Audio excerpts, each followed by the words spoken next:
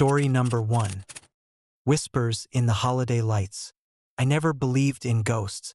Growing up in the heart of Dallas, surrounded by the vibrant energy of Texas life, I found comfort in the tangible, the bustling streets, the bright lights of downtown, and the unwavering presence of my family.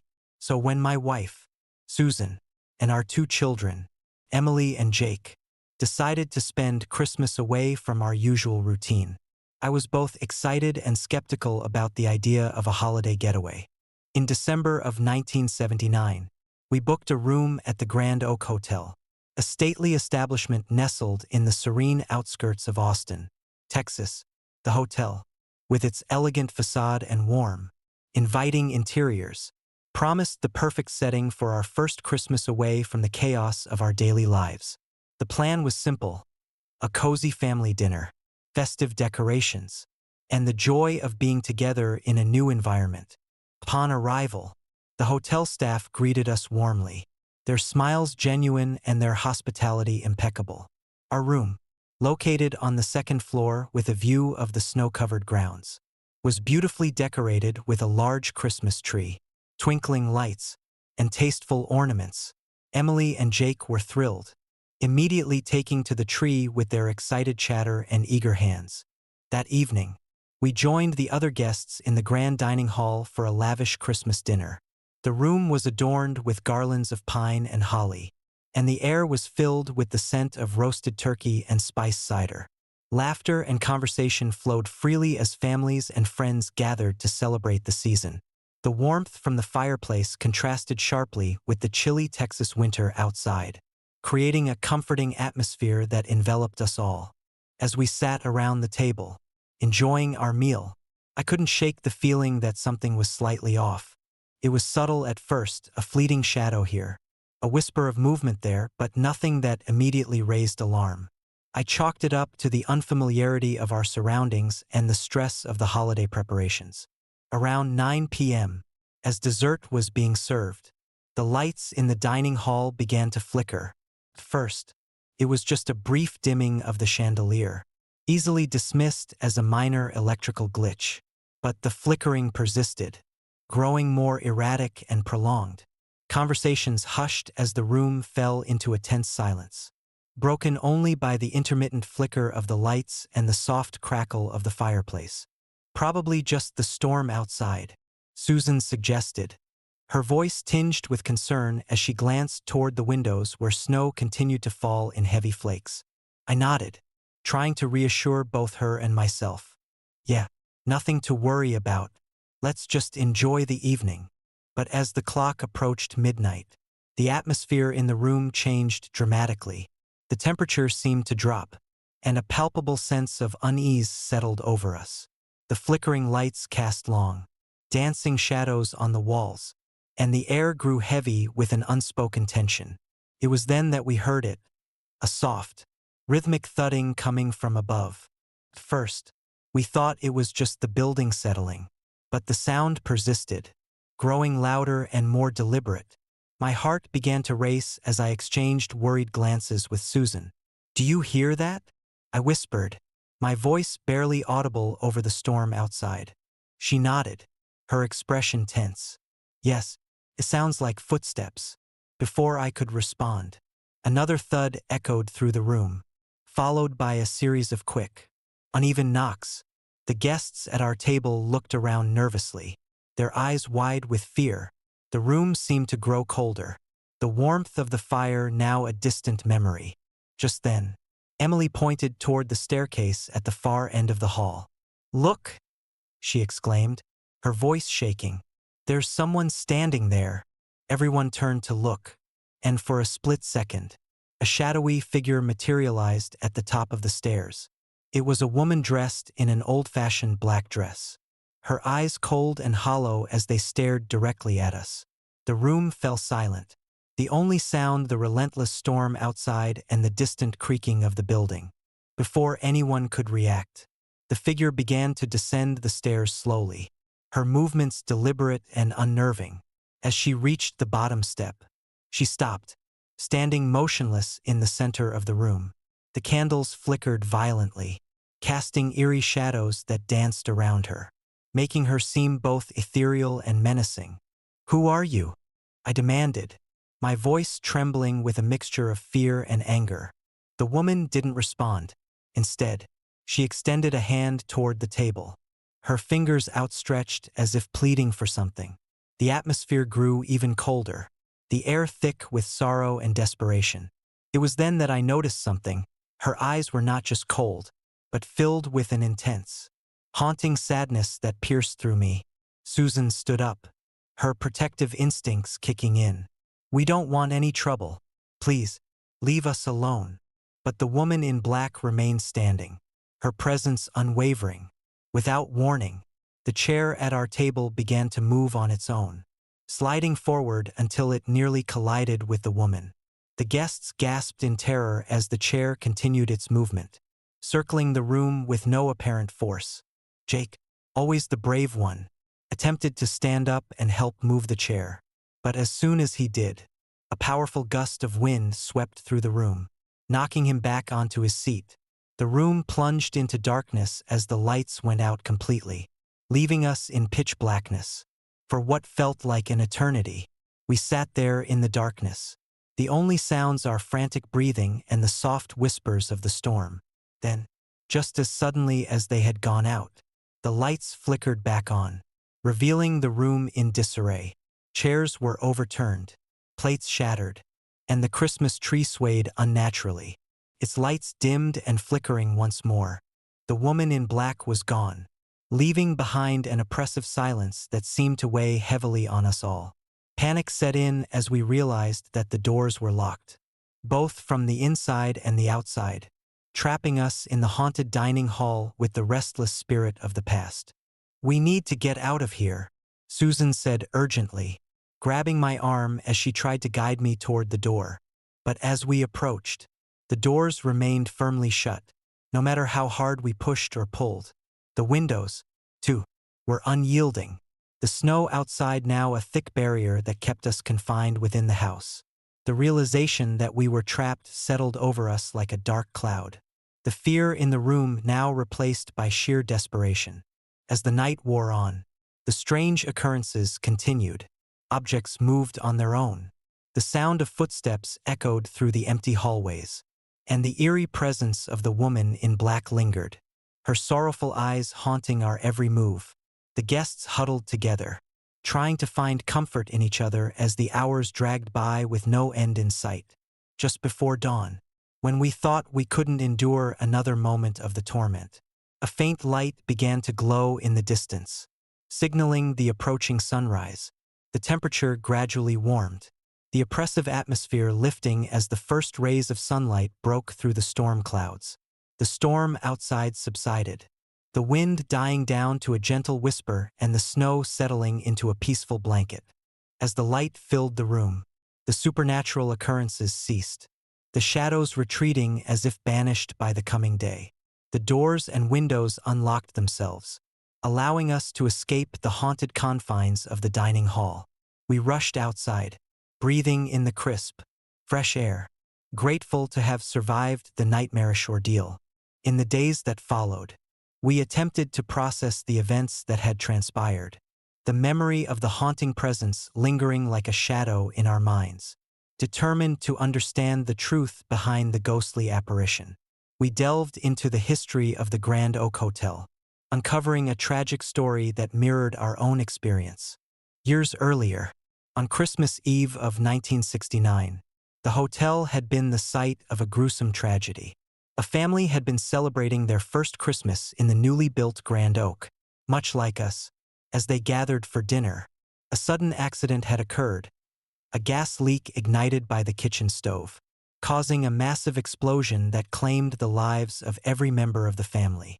The hotel had been closed for repairs shortly after, the tragedy leaving a permanent scar on its history. The woman in black was the ghost of Eleanor Thompson, the matriarch of the family who had perished in the explosion. Her spirit, unable to move on from the horror of that night, had been bound to the hotel, reliving the tragedy each Christmas Eve in a desperate attempt to find peace and closure. Armed with this knowledge, we knew what we had to do: determined to help Eleanor find the peace she so desperately sought. We decided to hold a memorial service at the Grand Oak Hotel, inviting the remaining guests and local residents to join us in honoring the memory of the Thompson family. We decorated the dining hall with candles and flowers, creating a serene atmosphere that contrasted sharply with the chaos of that fateful night. As we gathered for the memorial, the storm of that Christmas Eve seemed a distant memory, replaced by a sense of hope and compassion. We shared stories of the Thompson family, their love, and the tragedy that had cut their lives short. The air was filled with the warmth of remembrance, the spirits of the past finally finding solace in our collective empathy. As midnight approached once more, a gentle peace settled over the room. The oppressive darkness lifted, replaced by the soft glow of candlelight and the comforting presence of our loved ones. It was then that we felt a shift in the atmosphere, a subtle, yet unmistakable change that signaled the departure of the restless spirit. The woman in black appeared one final time, her form now ethereal and serene. Her eyes, once filled with sorrow and rage, now reflected gratitude and peace. "Thank you," she whispered, her voice a soothing balm that resonated through the room. "You have honored our memory. We can finally move on." With those final words, her presence faded, the shadows retreating as if being gently pushed back by the light of dawn. The storm had long since passed, leaving behind a sense of tranquility and closure that enveloped us all. In the years that followed, the Grand Oak Hotel was lovingly restored, its history honored and remembered as a testament to the enduring power of love and compassion. Our Christmas parties continued, now infused with a deeper sense of meaning and connection, ensuring that the memory of the Thompson family and Eleanor's spirit was never forgotten. Every Christmas Eve, as I sit by the fireplace with Laura and our children, I reflect on that haunting night and the lessons it taught me about empathy, remembrance, and the fragile boundary between life and death. The story of our encounter serves as a poignant reminder that even in our most joyous moments, the echoes of the past can linger, and it is our duty to honor those who have been lost, ensuring their spirits find the peace they so desperately seek. And so, the legend of the Grand Oak Hotel lives on, a haunting yet beautiful tale that intertwines with the festive spirit, reminding us to cherish our loved ones and honor the memories of those who have passed, ensuring their presence remains a beacon of love and remembrance in our hearts forever. Story number 2. Echoes of Christmas Past. I never believed in ghosts. Growing up in the heart of Toronto, surrounded by the relentless pace of city life, I found comfort in the tangible, the steady hum of the subway, the vibrant lights of Yonge Street, and the predictable rhythm of everyday existence. But that Christmas Eve in 1994, in our secluded farmhouse in rural Manitoba, everything changed. My name is David Mitchell, and my wife, Laura, and I had recently moved to the countryside seeking tranquility and a fresh start. Our farmhouse, a charming relic of a bygone era, stood amidst vast fields and dense forests, its whitewashed exterior and large windows promising serene solitude. With our 2 teenage children, Emma and Jack, the house was quickly filled with the warmth and laughter that only family can bring. As Christmas approached, we decided to host a party, inviting our closest friends and a few neighbors to celebrate the season together. The guest list included our friends Sarah and Mike, their children Lily and Ben, and our new neighbors, the Thompsons, Mark, Susan, and their young daughter, Katie. Excitement buzzed through the air as we prepared the house, decorating the grand pine tree in the living room and setting the table with our best china. On Christmas Eve, the storm rolled in unexpectedly, the wind howling through the tall pines and snow beginning to fall in thick, heavy flakes. Undeterred, we lit the fireplace, its warm glow contrasting sharply with the biting cold outside. The guests arrived, bringing with them the familiar scents of pine, cinnamon, and roasted turkey. Laughter and chatter filled the house as we shared stories and enjoyed the festive feast. Around 8 p.m., as we all settled around the dining table, a sudden, loud knock echoed through the house. We froze, the sound reverberating off the walls like a clap of thunder. Laura stood up, her face pale with surprise. "I'll get it," she said, her voice wavering slightly. She approached the front door cautiously, the storm outside making her movements tentative. When she opened the door, there was no one there, only the swirling snow and the howling wind. On the doorstep lay an old, weathered card, its edges frayed from years of neglect. Laura picked it up, her hands trembling as she read the faded ink. "We will stay with you tonight." A chill ran down her spine as she handed the card to me. I glanced around the room, noticing the uneasy looks exchanged by our guests. "Probably just someone lost in the storm," I suggested, trying to mask my own growing unease. But the atmosphere had changed. The room felt heavier, the warm glow of the fire now tinged with an oppressive chill. Conversations faltered, replaced by tense silences and nervous glances. It was as if the house itself had absorbed the ominous message, the shadows deepening and the air growing colder. As we returned to our seats, Emma and Jack exchanged worried looks. "Do you think someone's watching us?" Emma whispered, her voice barely audible over the storm. Before I could respond, another knock sounded, this time louder and more insistent. Laura and I exchanged fearful glances once more. "Stay calm," I urged, standing up. "I'll check it out again." But before I could reach the door, a sudden, forceful gust of wind slammed it shut, rattling the windows and sending a shiver through the room. The guests began to murmur anxiously, some clutching their coats tighter while others whispered prayers under their breath. That's when we heard it, a soft, distant sound of footsteps pacing above us. We all looked up towards the staircase, but there was no one there.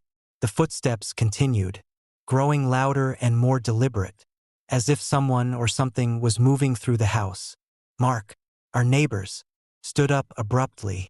"I think we need to investigate," he said, his voice filled with both curiosity and fear. "There's no way this is just a coincidence." Reluctantly, we all agreed, the tension in the room now palpable. We followed Mark up the grand staircase, the wooden steps creaking under our weight. As we reached the landing, the footsteps abruptly stopped, replaced by an eerie silence that seemed to press down on us. Just then, a shadowy figure materialized at the top of the stairs, his form barely visible in the dim light. He was dressed in old-fashioned clothing, his face obscured by darkness, but his presence was undeniable and menacing. The room seemed to grow colder still as he began to descend the stairs. His eyes, if they could be seen, filled with a cold, hollow sorrow. "Who are you?" I demanded, my voice trembling despite my efforts to stay strong. The figure paused, his expression unreadable. "I am but a reflection of sorrow," he replied, his voice echoing unnaturally through the house. Bound by tragedy, unable to move on, Laura stepped forward, her eyes filled with both fear and compassion. "What happened here? Why are you haunting us?" The figure's form began to shift, becoming more distinct. He was a man, undoubtedly the owner of the house long before us, his face contorted with anguish. "Years ago, on this very night, my family and I lost our lives in a tragic accident. The storm raged, the house was lost to the elements, and we were left behind, our spirits tethered to this place by unresolved grief and unfinished business." Emma and Jack clung to their parents, their innocence adding a layer of vulnerability to the terrifying scene. "Can you let us help you?" Jack asked, his voice barely above a whisper. "We don't want you to be sad anymore." The man looked down at the children, a flicker of something, perhaps hope, crossing his sorrowful eyes. "There is unfinished business," he murmured. "A gift was lost, promise broken. Until these are resolved, I cannot find peace." Determined to help, we asked, "What can we do to help you find peace?" The man's form began to fade, the edges of his figure blurring as if being pulled back into the shadows. "Find the lost gift," he whispered, his voice fading with him.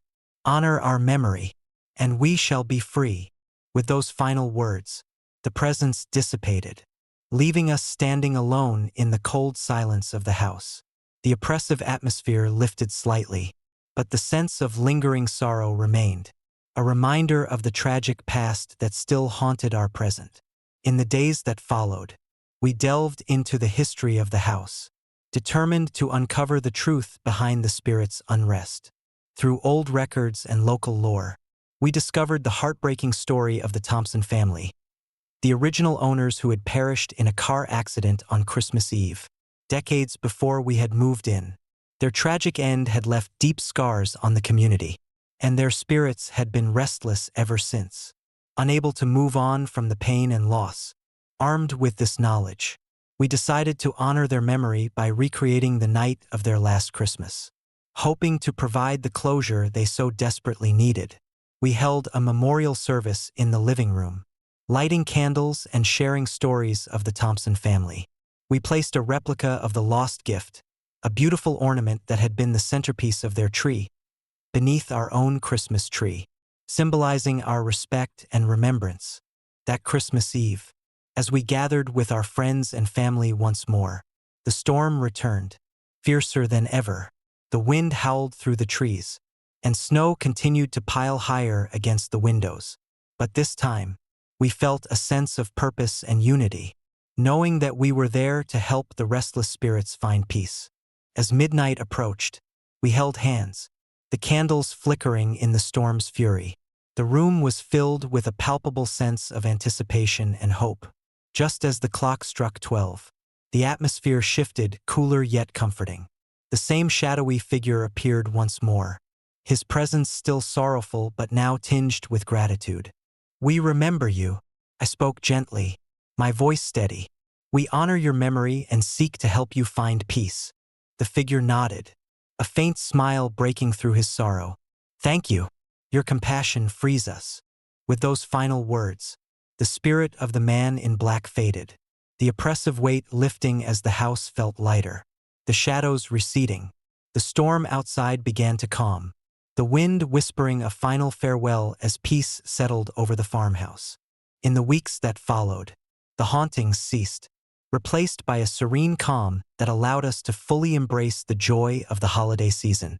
The memory of the Thompson family remained, a poignant reminder of the importance of empathy, remembrance, and the enduring power of compassion.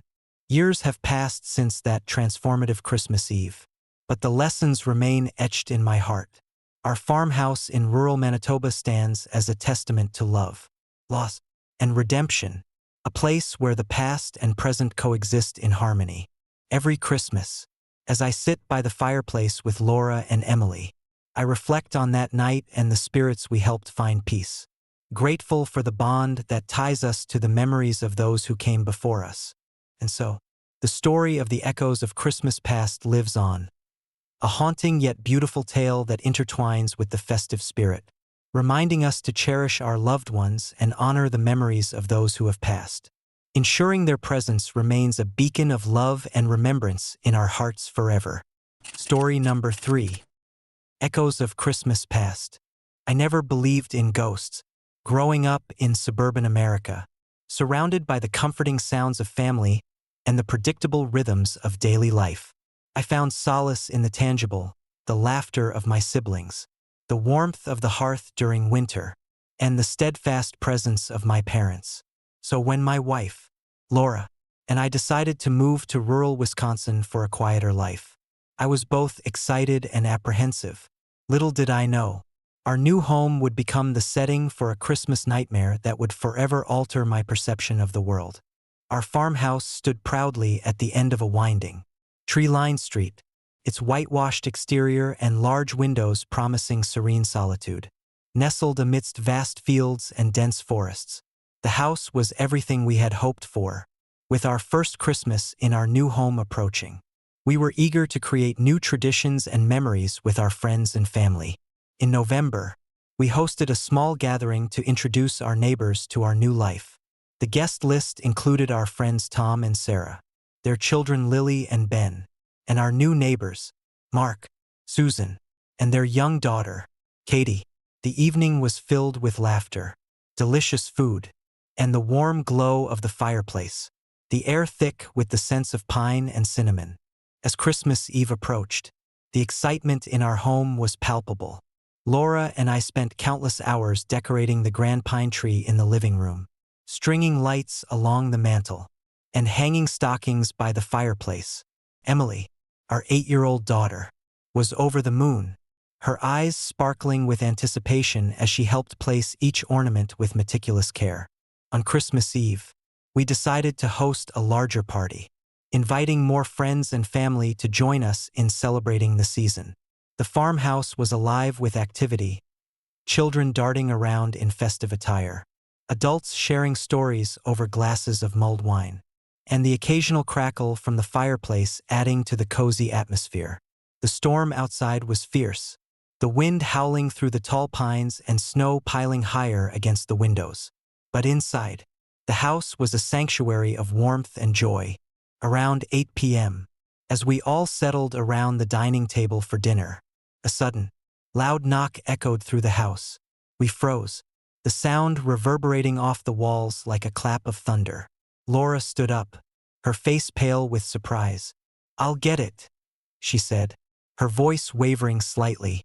She approached the front door cautiously, the storm outside making her movements tentative. When she opened the door, there was no one there, only the swirling snow and the howling wind. On the doorstep lay an old, yellowed card, its edges frayed from years of neglect.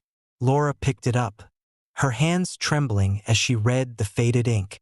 "We will stay with you tonight." A chill ran through us as we exchanged uneasy glances. The room felt colder, the shadows deepening as if the house itself had taken on a life of its own. Just as we were about to dismiss it, the windows began to open on their own, the glass rattling against the frames without any apparent cause. "Someone is here," Tom muttered, his voice barely above a whisper. Sarah clutched her coat tighter, eyes darting nervously around the room. "We need to leave," she said, her voice trembling. But as we attempted to leave, we found the doors wouldn't budge, locked tight despite our frantic attempts. The windows were no longer an option. They were too high, too dangerous in the storm to consider. Panic set in as we realized we were trapped, the weight of the house's dark energy pressing down on us. Desperate, we turned back to the living room, hoping to find another way out. But that's when we saw it. A shadowy figure standing at the foot of the staircase, his eyes glowing with an unnatural light.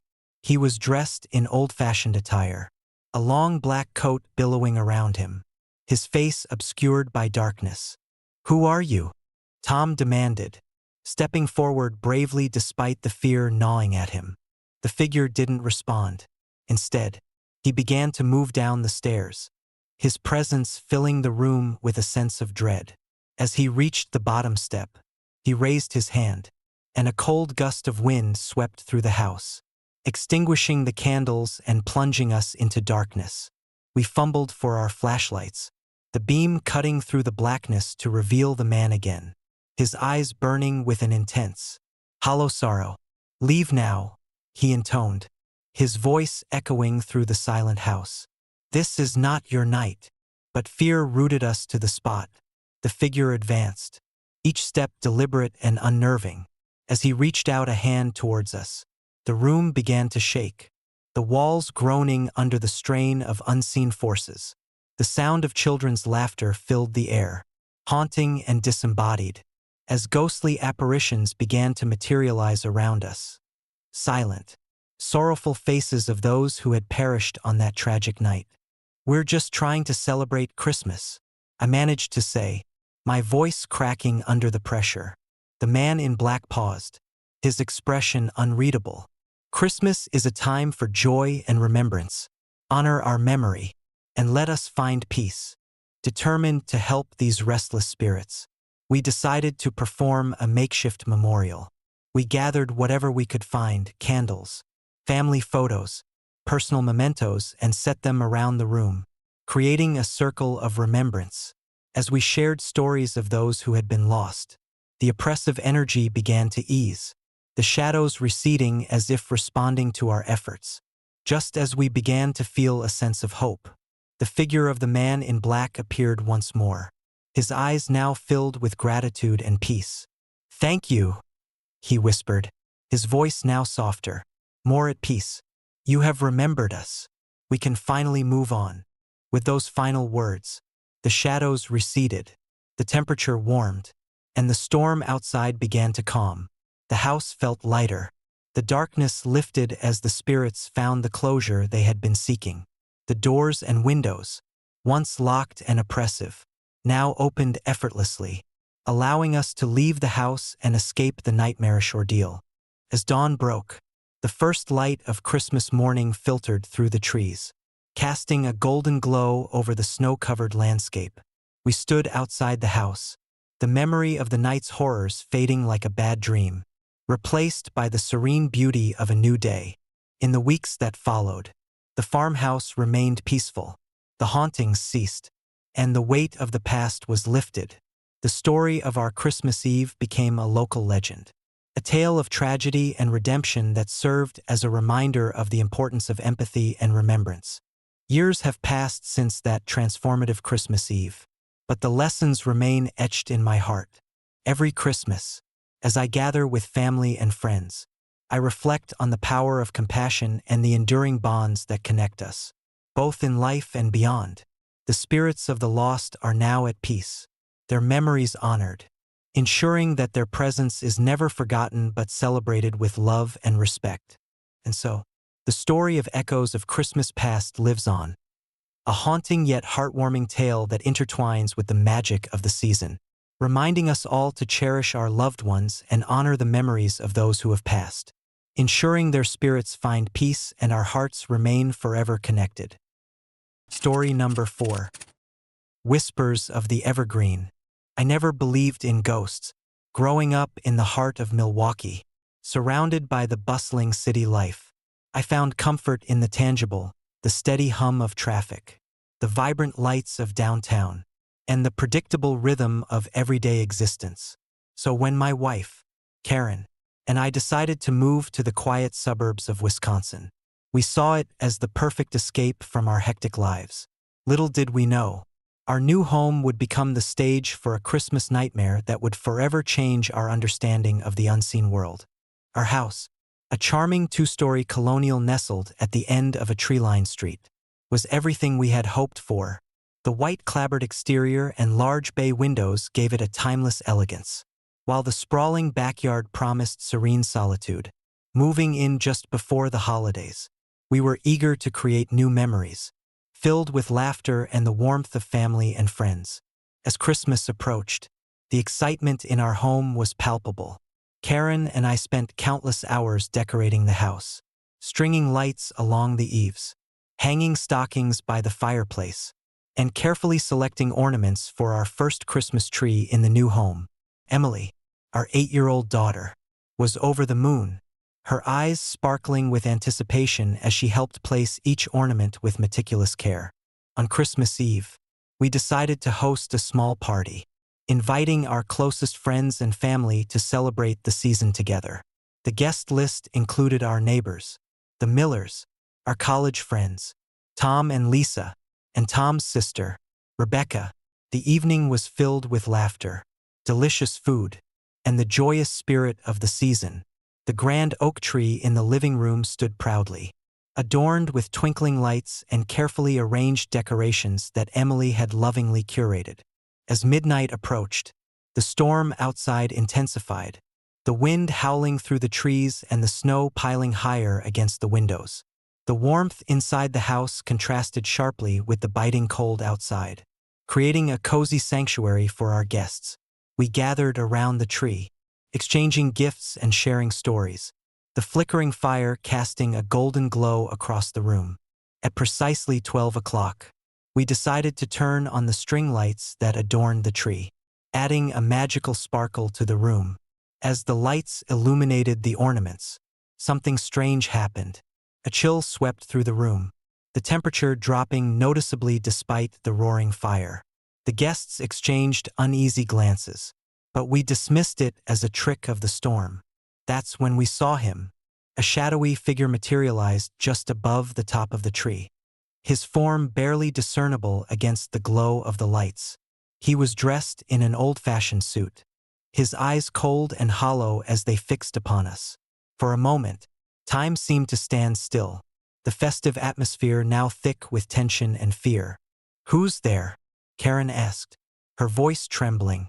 The figure didn't respond. Instead, the tree began to shake violently, the ornaments clinking and the lights flickering erratically. It was as if an invisible force was petting the tree, its movements both gentle and menacing. The guests started to panic, some clutching their loved ones tightly while others backed away in terror. Tom, ever the brave one, stepped forward. "We need to calm down.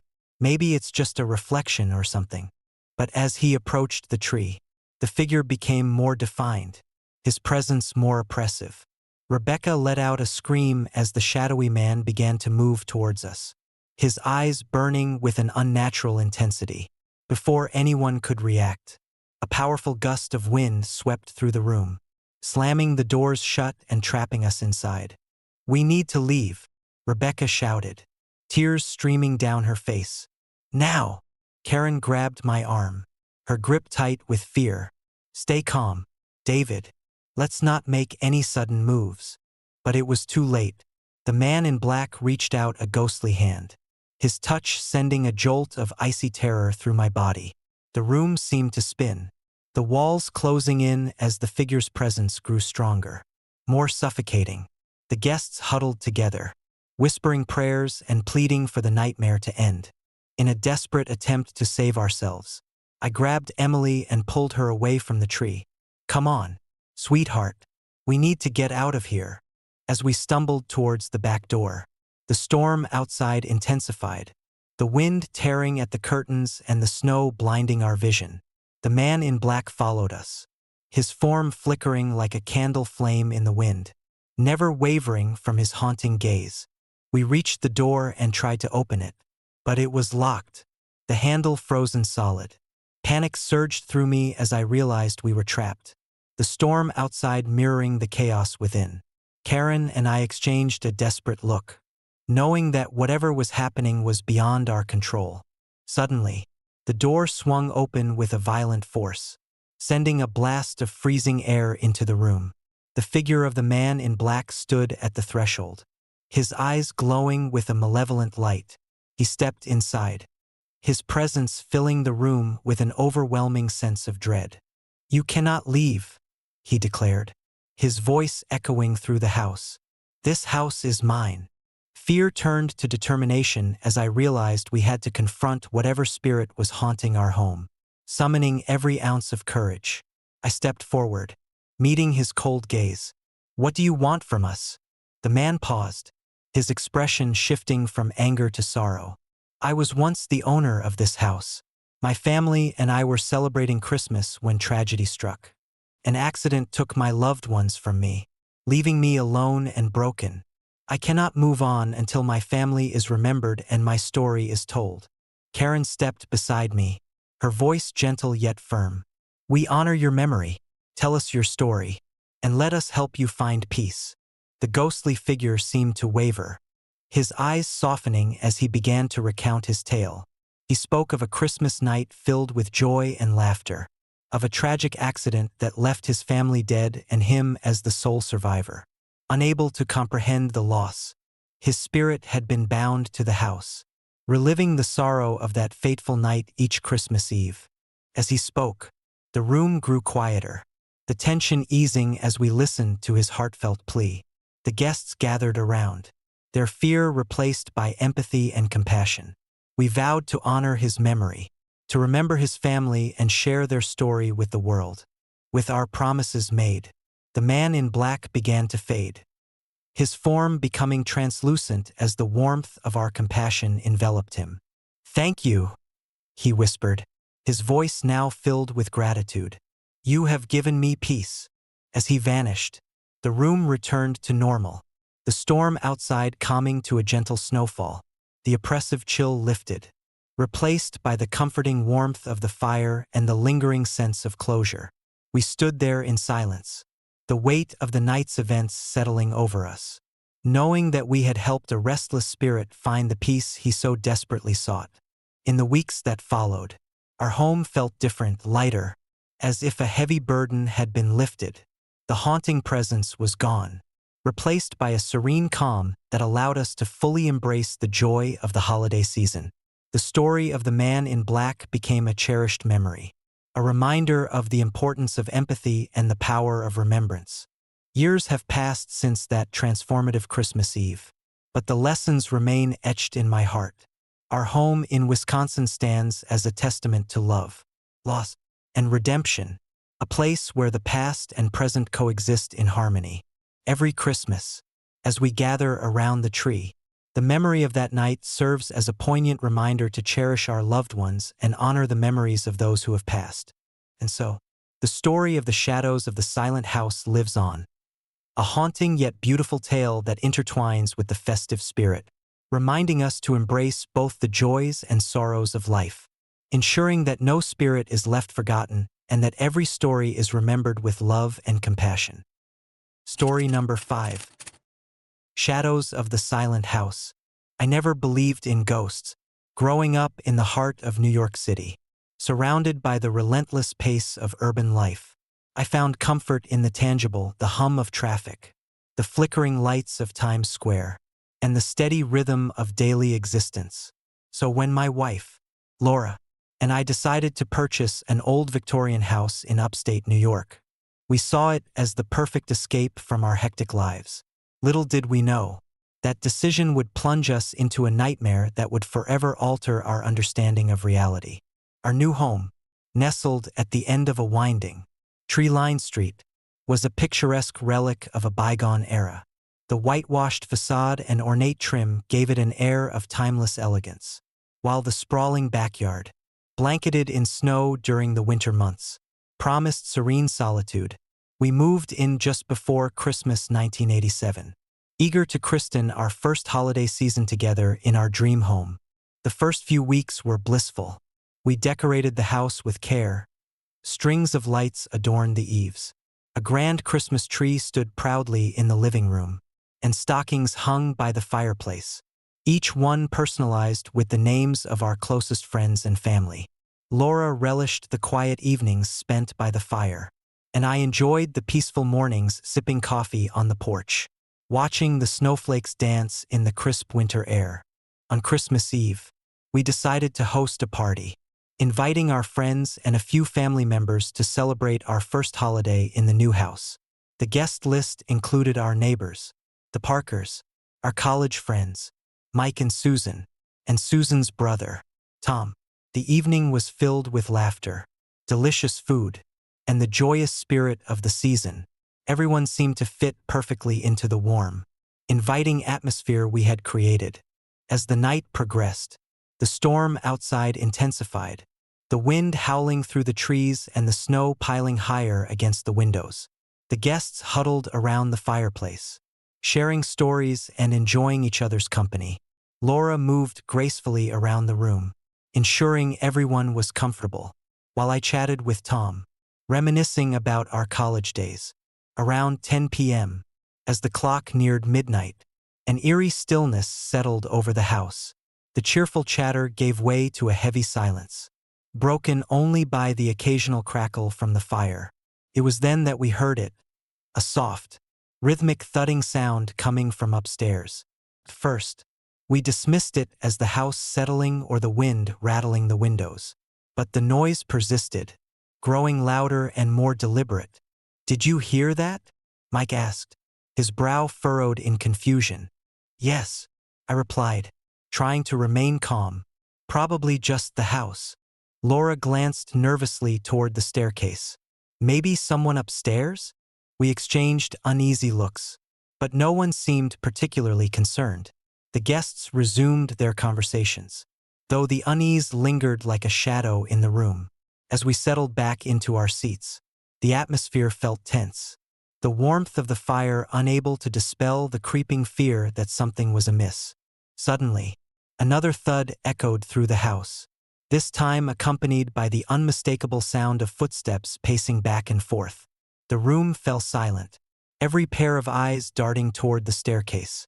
Tom, ever the skeptic, stood up abruptly. "I'm going to check it out," he declared, his voice wavering slightly. Before he could reach the stairs, a loud knock reverberated through the house, startling everyone. We all jumped, our hearts racing. "Who's there?" Laura called out, her voice trembling. There was no response, only the sound of the wind howling outside. The room remained silent, save for the persistent thudding and the oppressive feeling that something, or someone, was present. Deciding it was best to let Tom handle it, we continued to sit, though the tension was palpable. Minutes passed with no sign of movement, and slowly, the guests began to relax, assuming it was just their imaginations playing tricks on them. Just as we were about to return to our earlier merriment, something extraordinary happened. The corner of the room, near an ornate mirror, seemed to shimmer and distort. A shadowy figure materialized. A man dressed in a long black cloak, his face obscured by darkness. His presence was both commanding and terrifying, his eyes glowing with an unnatural intensity as they fixed upon us. "Welcome," the figure intoned, his voice echoing through the room like a cold breeze. "Welcome to the silent house." Panic erupted instantly. Screams filled the room as the guests scrambled to find an escape, but the doors and windows seemed to vanish, leaving us trapped inside the oppressive darkness. The man in black moved slowly toward the center of the room, his eyes never leaving ours. "Why are you here?" Tom demanded, stepping forward defiantly. The figure paused, his form flickering like a candle in the wind. "I am bound to this house by tragedy and sorrow. My presence is a reminder of the lives lost here on this very night. Decades ago." Laura, tears streaming down her face, whispered, "What do you want from us?" The man extended a hand, his eyes pleading. "Remember us, honor our memory, and let us find peace." Before anyone could respond, the figure dissolved into thin air, leaving behind an overwhelming sense of sadness and loss. The oppressive atmosphere lifted slightly, and the house returned to its normal state, though the fear lingered like a persistent shadow. In the aftermath of the encounter, we tried to make sense of what had happened. Laura and I delved into the history of the house, uncovering a dark and tragic past. The mansion had once been home to the Whitaker family, a well-respected household that hosted grand Christmas parties much like ours. However, 10 years prior, on Christmas Eve of 1977, the family had been brutally murdered in a mysterious incident that left the community in shock and fear. The details of the case were murky, with no clear suspects or motives. Rumors circulated about curses and hauntings, but nothing was ever proven. The house had remained empty since the tragedy, its walls holding the silent screams and unresolved sorrow of the Whitaker family. Determined to bring peace to the restless spirit we had encountered, Laura and I decided to hold a memorial service, inviting our friends and family to honor the Whitaker legacy. We gathered in the same room where the apparition had appeared, lighting candles and sharing stories of love and loss. The atmosphere was somber yet hopeful, a collective effort to mend the broken threads of the past. As midnight approached once more, the storm outside began to subside, the wind quieting to a gentle whisper, the room filled with a serene silence, the only sounds being the soft flicker of candle flames and the distant call of winter birds. It was then that we felt a presence, a comforting warmth that enveloped us like a gentle embrace. The man in black appeared once more, his figure less menacing, his eyes now filled with gratitude and peace. "Thank you," he whispered, his voice carrying the weight of 1,000 unspoken words. "You have remembered us. We can finally rest." With those final words, the spirit faded into the light, leaving behind a sense of tranquility and closure. The house, once a vessel of sorrow and fear, now stood as a testament to love, remembrance, and the enduring power of compassion. In the years that followed, the haunted history of the silent house became a cherished part of our lives. a story of tragedy and redemption that we shared with new generations. The Christmas parties continued, now infused with a deeper sense of meaning and connection, ensuring that the legacy of the Whitaker family was never forgotten.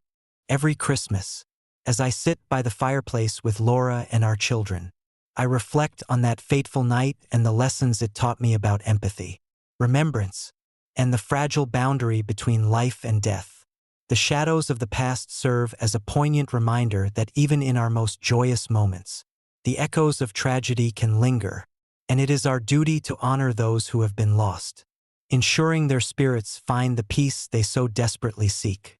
And so, the story of the silent house lives on, a haunting yet beautiful tale that intertwines with the festive spirit, reminding us to cherish our loved ones and to honor the memories of those who have passed. Ensuring their presence remains a beacon of love and remembrance in our hearts forever. Story number 6. The Shadow in the Pines. I never believed in monsters. Growing up in the heart of rural America, surrounded by vast expanses of farmland and dense forests, I found comfort in the predictable rhythms of nature, the rustling leaves, the chirping crickets, and the soothing crackle of the fireplace during winter nights. My name is Robert Miller, and this is the story of a Christmas Eve that forever changed my perception of the world and the shadows that lurk just beyond the light. It was December 1962, and my wife, Linda, and I had recently moved to the small town of Pine Grove, nestled in the rolling hills of rural Pennsylvania. We had left behind the chaos of the city, seeking peace and a fresh start for our growing family. Our house, a charming farmhouse surrounded by towering pines and rolling meadows, seemed like the perfect haven. With our first child, Emily, on the way, we were eager to create a warm, loving home filled with holiday cheer. As Christmas approached, the town buzzed with excitement. Neighbors exchanged greetings, streets were adorned with twinkling lights, and the scent of pine and cinnamon wafted through the air. Our home was alive with preparations, decorating the tree, hanging stockings by the fireplace, and baking cookies that filled the house with their sweet aroma. On Christmas Eve, we invited a close-knit group of friends and family to join us for our first holiday party in Pine Grove. The guest list included Linda's parents, our friends Tom and Mary Johnson, and their 2 children, Jake and Sarah. The evening began with laughter and merriment, children darting around in their festive attire, and adults sharing stories over glasses of mulled wine. As the night wore on, the storm outside intensified. Heavy snowflakes swirled in the gusting wind, blanketing the landscape in a thick layer of white. The howling wind seemed to whisper secrets through the cracks in the windows, adding an eerie undertone to the festive atmosphere. We all huddled together in the living room, enjoying each other's company and the warmth of the roaring fire. Around 10 p.m., just as the clock began to inch towards midnight, a strange noise pierced the laughter, a loud, resonant thud coming from the edge of our property, deep within the forest. At first, we dismissed it as the storm's fury, a tree branch snapping under the weight of the snow. But as the sound persisted, curiosity and unease settled in.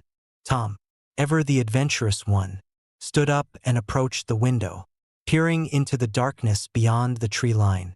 "Probably just a deer or something," he said, trying to mask his own uncertainty. But his words did little to quell the growing tension in the room. Suddenly, another thud echoed through the night, louder and more deliberate this time.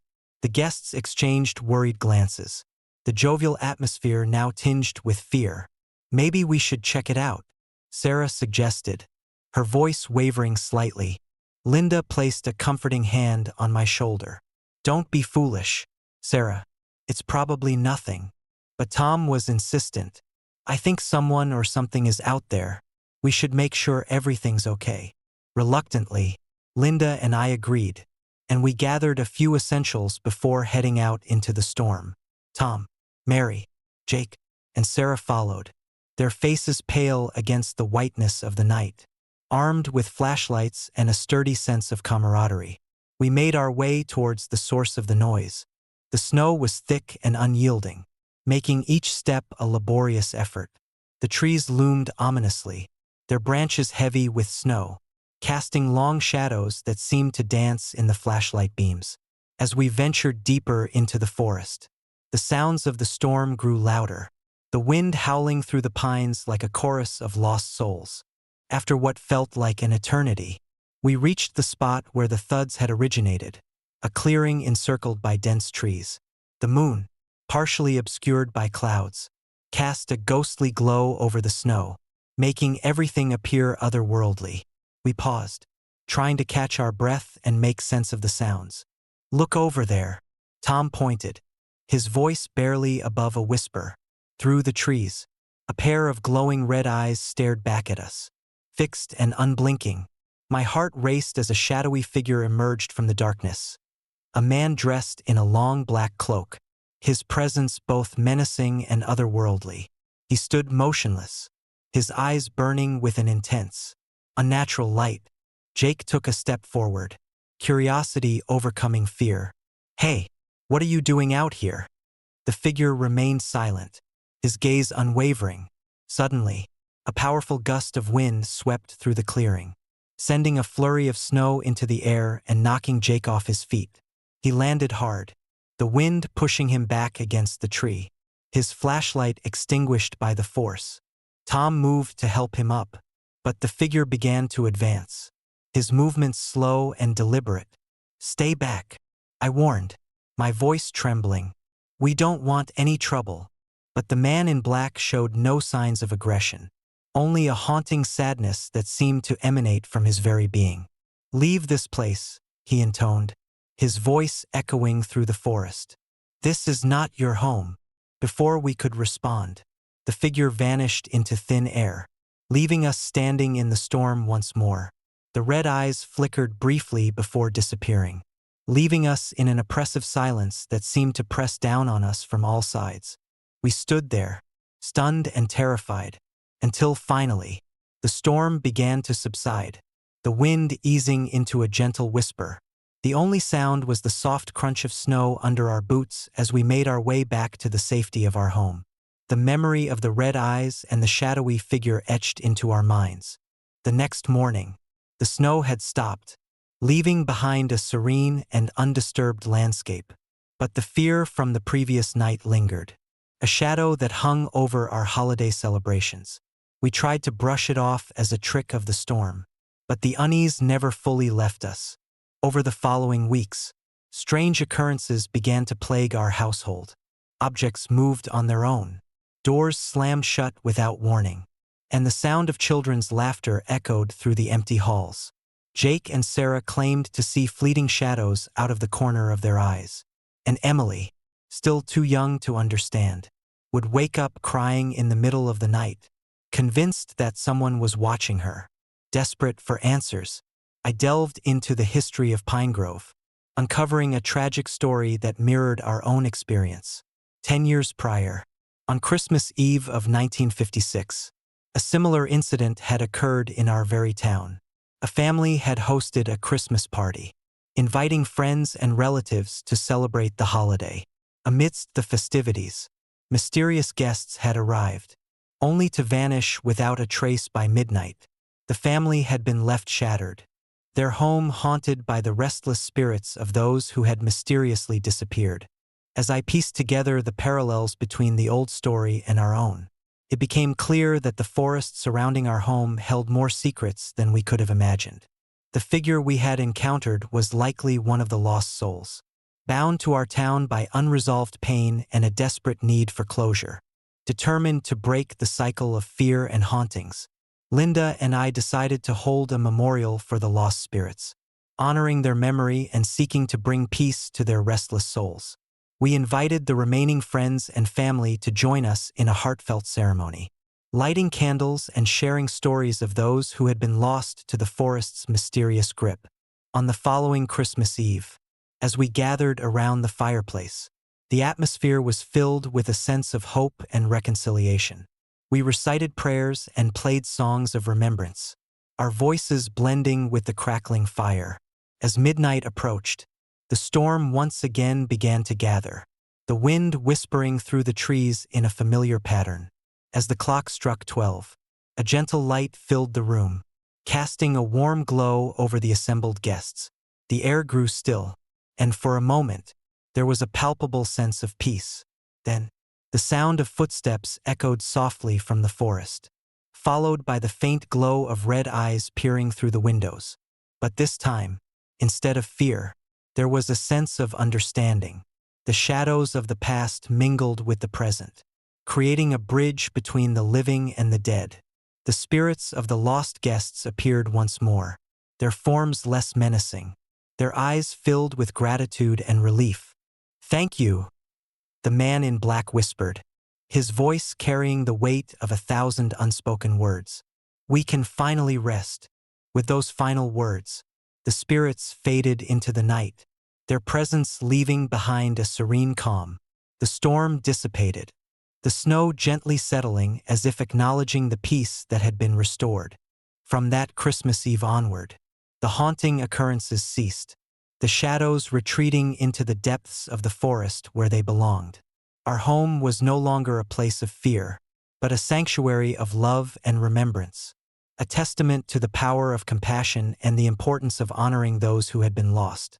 Years have passed since that transformative night, but the memory remains vivid in my mind. The legend of the vanishing guests became a cherished part of Pine Grove's history, a story of tragedy and redemption that we share with each new generation.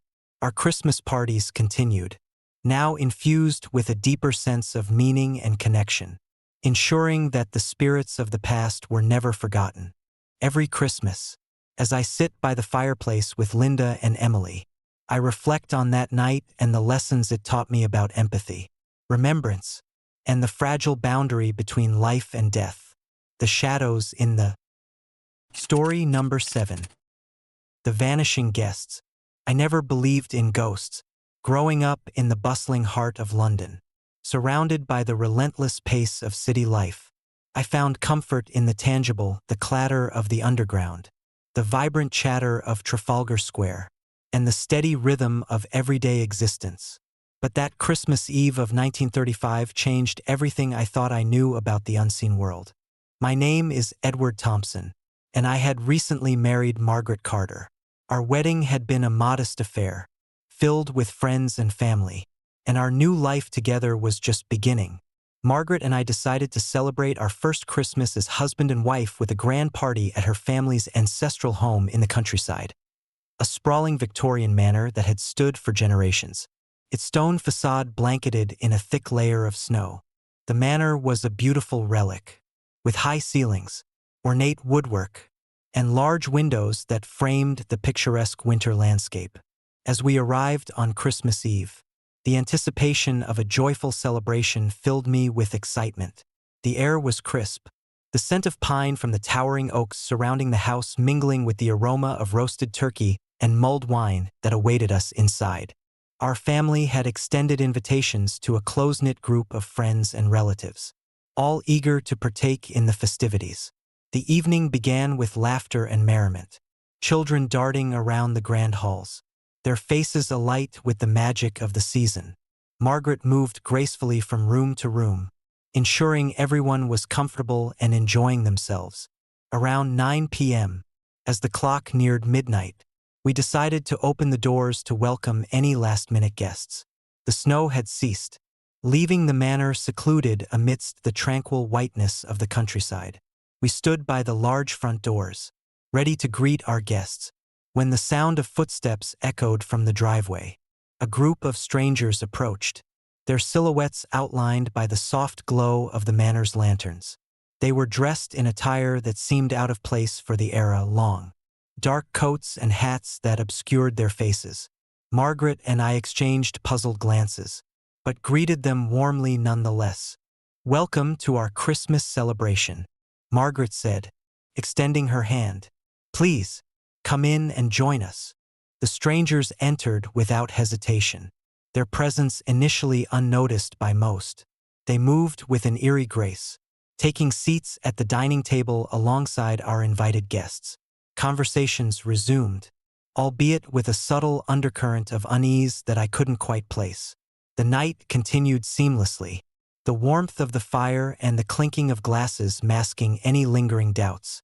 As the clock struck midnight, the atmosphere shifted, the laughter grew quieter, the lights dimmed, and a heavy silence settled over the room.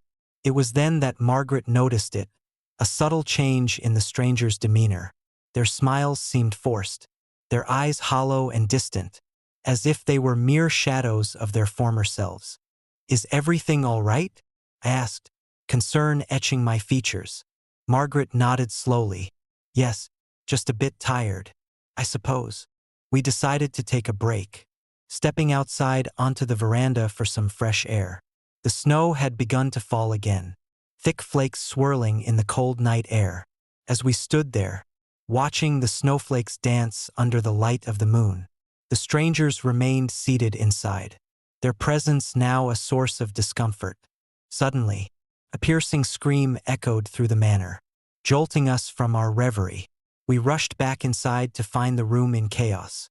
The strangers were gone, vanished without a trace. Chairs toppled over, plates shattered on the floor, and an overwhelming sense of dread filled the air. The guests were in a state of panic, frantically searching for the mysterious visitors who had abruptly disappeared. "What happened?" Margaret demanded, her voice trembling. "No one saw them leave," one of our friends replied, his face pale. "They were just gone." We scoured every corner of the manor, but the strangers were nowhere to be found.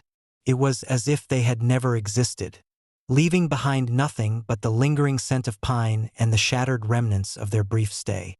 The rest of the evening was a blur of restless sleep and haunted dreams, each of us grappling with the inexplicable events that had unfolded.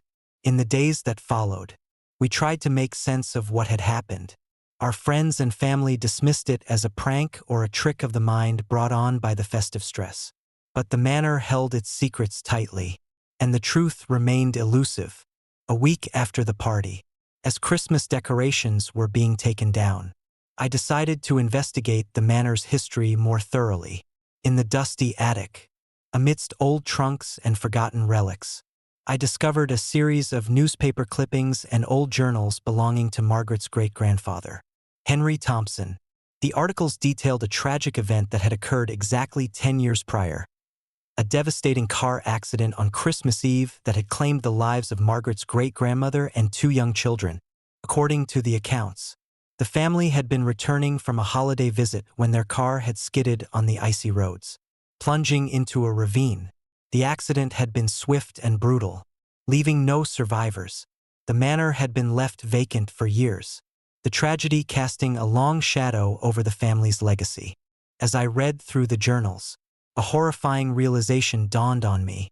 The strangers who had attended our party were the restless spirits of that ill-fated family, their souls unable to move on from the tragedy that had torn them apart.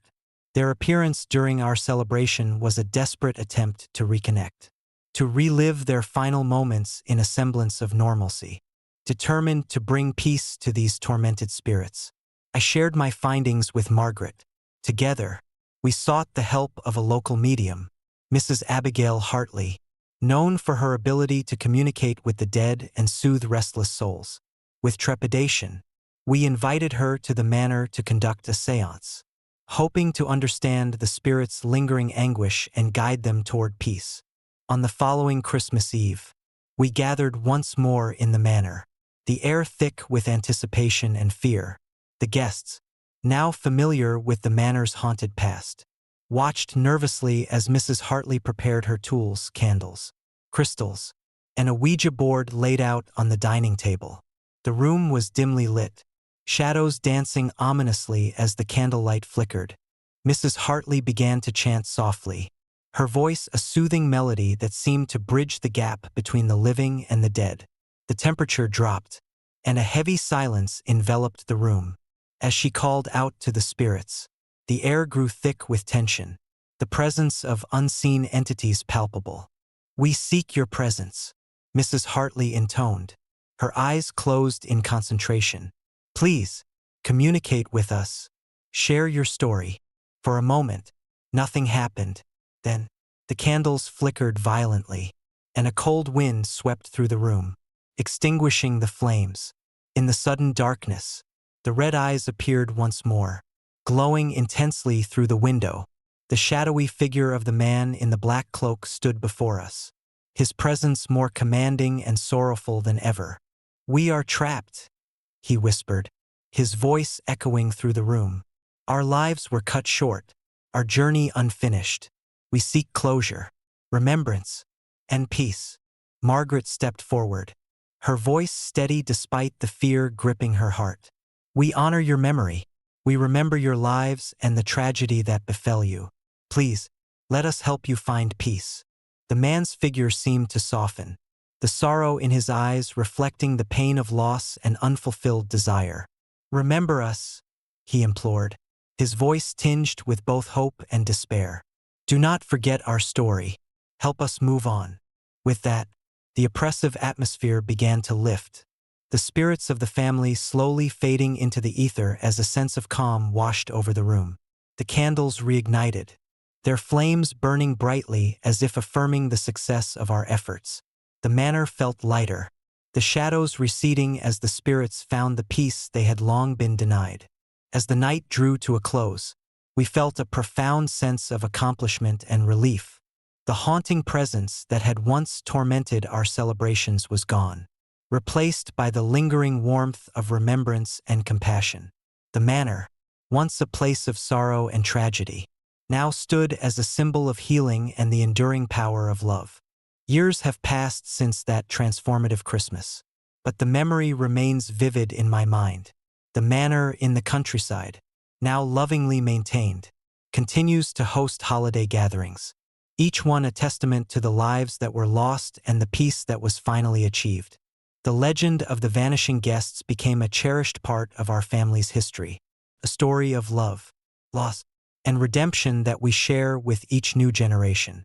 Every Christmas, as I sit by the fireplace with Margaret and our children, I reflect on that fateful night and the lessons it taught me about empathy, remembrance, and the fragile boundary between life and death.